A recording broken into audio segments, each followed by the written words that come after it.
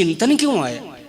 इसका मतलब कि इसके पीछे मेरा संकल्प था पढ़ लिख कर पैसा कमाऊंगा, भोग वासना और तृष्णा यहां पर विद्यमान होती है चिंतन के अंदर मेरे भाई।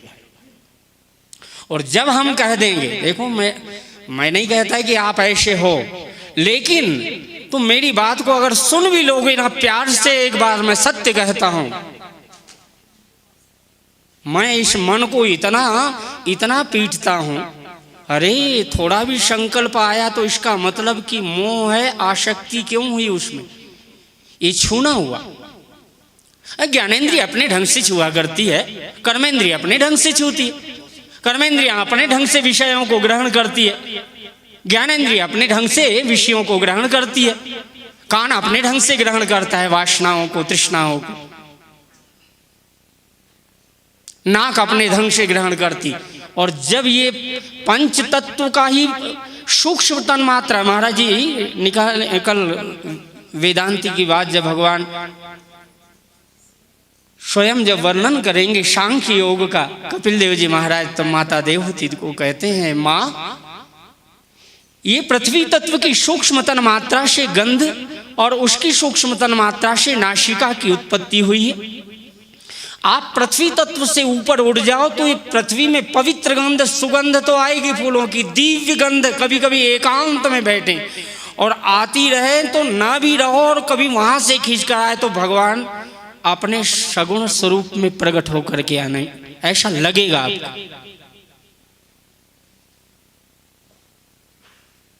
जिह्वा रसेंद्रिय और रस यानी जल तत्व का सूक्ष्म तन मात्रा से जिह्वा और उसकी सूक्ष्म तन मात्रा से जो है ना रस तत्व की उत्पत्ति। इसके परे जब जल तत्व को आप जीतोगे, इससे परे होगे। इसीलिए मैं सब कथा बहुत सुनता हूँ, लेकिन मेरे को अनुभव होता है कि लोग काम का अर्थ कर देंगे, क्रोध को बता देंगे, लोभ को बता देंगे, मोह को भी थोड़ा थोड़ा, और मद को नहीं बता पाते। मद किसे कहते हैं? किसे कहते हैं मद? मदः क्षरन्ति सिंधवः, इसलिए पृथ्वी का नाम भी माधुर यश गावो। बाकी तो हमारे आचार्य सदगुरुदेव आएंगे व्यासपीठ पर तो आपको विस्तार से बताएंगे। आप शिव जी के रुद्राभिषेक में मधु चढ़वाते हैं तब ये मंत्र बोलते हैं, माधुर आपोर मदः। जल तत्व में भी मद विद्यमान है और जल के बाद में वायु। क्या सुंदर बात कही, लेकिन हमने कभी भी इन श्लोकों के अर्थ नहीं न पंडितों से पूछे, न ब्राह्मणों ने हमें समझाया कि इसका क्या है अर्थ। वायुर मदः,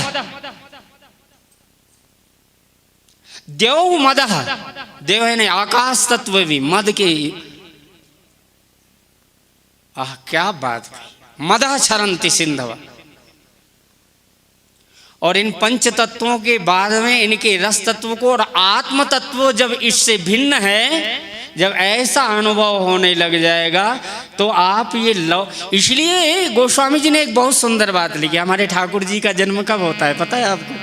आज बता दो। हमारे ठाकुर जी नवमी के दिन जन्म लेते। किस दिन? नवमी। नवमी तिथि मधु मास पुनीता, नवमी तिथि मधुमास पुनीता, शुक्ल पक्ष अभिजीत हरिप्रीता। क्या बात है, मधुमास इसको खा गया। प्रकृति भी अपने मद को बाहर जो है ना, ये फूल में क्या है, स्त्री केसर पुंकेसर मद होता है, इससे भंवरा लेकर के जाएगा और मधु पैदा करता है। और उसको तुलसीदास जी ने एक बात कह दी प्रकृति में। और आज कामदेव का वर्णन आ रहा है, इसलिए मैं इस बात को कह रहा हूं, थोड़ा माफ कर।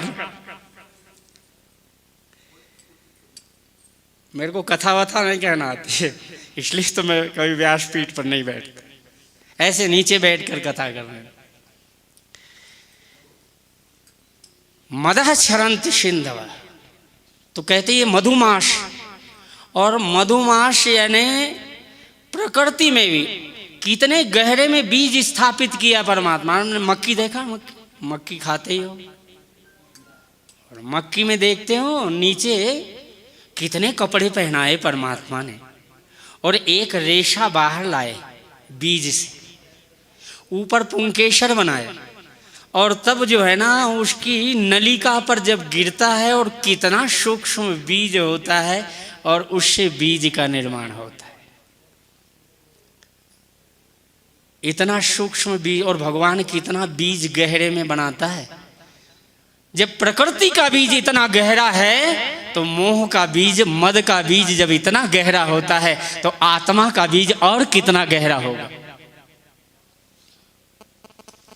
इसलिए आप इतना कष्ट उठा कर यहाँ आए तो कम से कम अपना रिसर्च तो रखूं आपकी। मैं क्या किया, मैं क्या करता हूँ। इसलिए गोस्वामी जी जरा कामदेव को याद करा दे आपको काम क्या है।